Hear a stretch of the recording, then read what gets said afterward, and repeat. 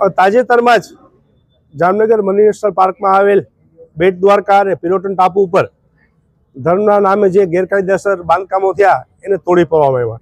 એના માટે તો સૌપ્રથમ હું ગુજરાત રાજ્યના મૃદુ અને મક્કમ મુખ્યમંત્રી શ્રી ભૂપેન્દ્રભાઈ પટેલને શાબાશી અને ધન્યવાદ પાઠવું છું. પણ આ વાત અહીં પૂરી ન થતા ભવિષ્યમાં બાંધકામો ફરીવાર ઊભા ના થાય એના માટે થઈ અને પગલાં લેવા ખૂબ જ જરૂરી છે.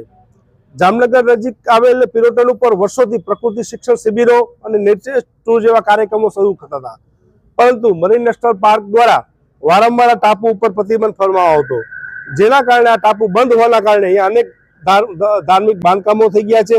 આપણે જોઈએ છીએ વારંવાર ચરસ અને ગાંજા અને ડ્રગ્સની હેરાફેરી પણ થાય છે.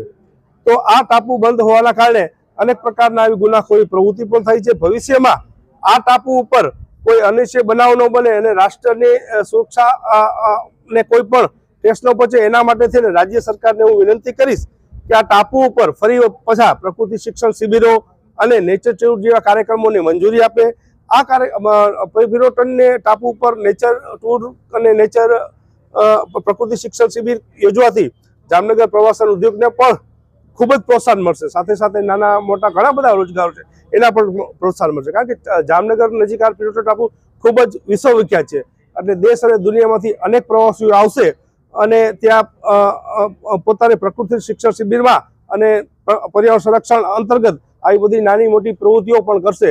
તો રાજ્ય સરકારને મારી વિનંતી છે કે આ ટાપુ ઉપર ફરીવાર પ્રકૃતિ શિક્ષણ શિબિરો અને નેચર ટૂર જેવા નાના મોટા કાર્યક્રમોની યોજવાની મંજૂરી આપે. આભાર.